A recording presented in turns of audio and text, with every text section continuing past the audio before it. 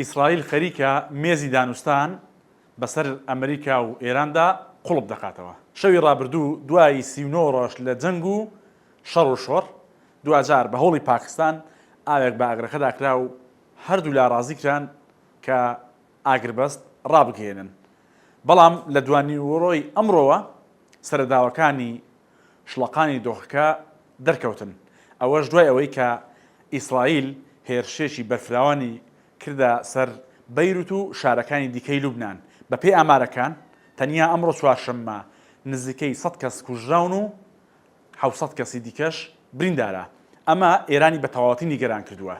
بە نێوانکارەکانی ڕاگەیاندووە بە ئەمریکا بڵێن ئەگەر ئیسرائیل هێرشەکانی بۆ سەر لوبنان ڕانەگرێت ئێمە بەشداری لووتکەی هەینی ناکەین کە لە پاکستان بەڕێوە دەچێت.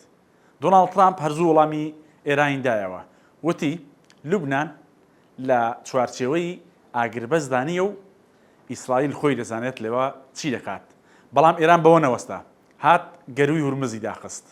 جاریشکە جەختی لێوە کردوتەوە ئەگەر بێت و ئاگربەستەکە لوبنانیش نەگرێتەوە بە هیچ شێوازێک بەشداری ئەو دانیشتە ناکەین.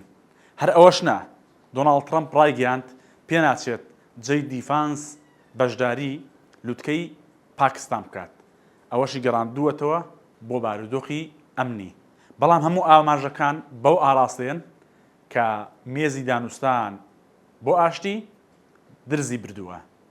ئەگەر ڕووداوەکان بەم شێوازە بەردەوام بن ئەگەر هەیە لووتکەی هەینی بە چاوی خۆمان نەبینین.